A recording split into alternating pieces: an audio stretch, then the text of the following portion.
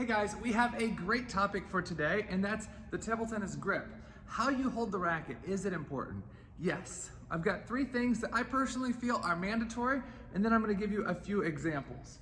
Number 1, in contact. It's important that your entire hand be in contact with the blade and the rubber. So the finger needs to be in contact with the rubber, the thumb has to be in contact with the rubber, and these 3 fingers have to be on the handle. I am so surprised when I see people playing backhands with their thumb not touching the racket, or they go in for a short forehand push and the fingers are flying. It's very important for your fingers and your thumb to be in contact with the rubber and the blade.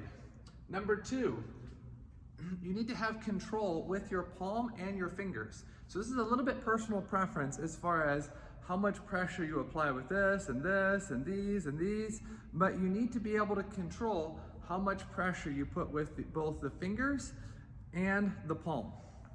Number 3, slight is okay. So you're allowed to have a slight grip shift from forehand to backhand. A lot of people are like, what's the difference between a forehand grip and a backhand grip? A forehand grip is when the racket is shifted slightly more toward the forehand side like this. So it's actually shifted a little bit toward the thumb. This is called forehand grip. And when the racket is shifted a little bit more toward the finger, that's considered backhand grip. Almost all the top players in the world have some grip shift. But if you're a beginner, intermediate level, I would recommend staying as neutral as possible. Why? Because if you have an extreme grip shift for backhand and then you get surprised with the forehand, the ball is going to be flying up. Or if you have an extreme forehand grip and then you get surprised with the backhand, again, you're going to lose control. So you really want to have a grip that you can play both forehand and backhand, and if there's a slight shift, that's okay, but it needs to be a very, very slight shift. Now I'm going to give you 5 examples of when I personally use different amounts of finger, thumb, and palm pressure. So one example would be pressure for backhand block. So when I'm using the backhand block, I use the thumb to apply forward pressure on the rubber. This allows me to control the amount of pressure I apply on the ball. A lot of times when people are blocking, they think about racket angle. Racket angle is somewhat important, but the amount of pressure that you apply is actually more important than the racket angle.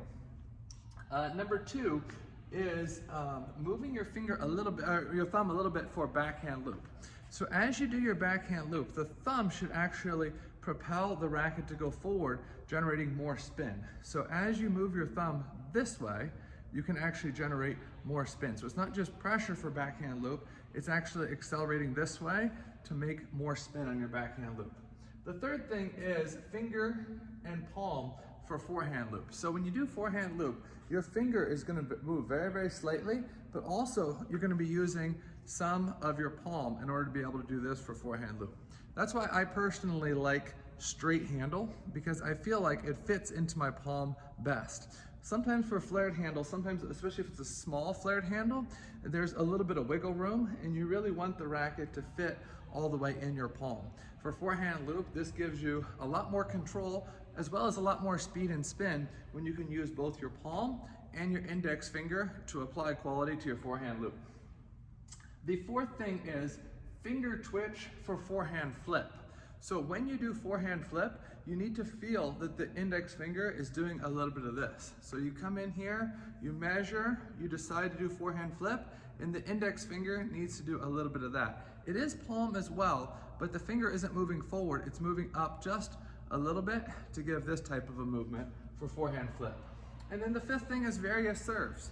So if you're going to do reverse pendulum, typically putting 2 fingers up and using your index finger and middle finger both to apply this kind of spin is important. Maybe for forehand pendulum serve, your finger is going to be up and you're going to be using this finger here to apply spin this way. So some of these are my personal preference. Some of these are going to be flexible. Maybe you're going to be a little bit different, but the reality is these 3 are important. That your index finger, your thumb, these 3 fingers, and your palm be in contact with the rubber and blade, that you be able to understand how to control the ball and apply different amounts of pressure with different parts of your hand, and that your grip shift not be extreme. As you have these 3 things down, then you'll be able to kind of personalize and understand what you should do better. These things are what I do, but some other top players, some other coaches, some other lower players do different things. So the important thing is that you be able to understand how you can generate the most control, how you can generate the most speed, the most spin, and how you can be adjustable for any type of ball that's coming at you. As you think about your grip more and more, you're gonna be able to think more and more and more about it, because as you're playing, you're gonna be aware of it. And awareness is one of the first steps to improvement. So I hope that you found this video helpful. If you did, and you're watching this on YouTube, make sure you hit that subscribe button down below, and make sure you turn on the bell for more notifications. I'm Samson Vina, thanks for watching, and I'll see you soon right here in Akron, Ohio.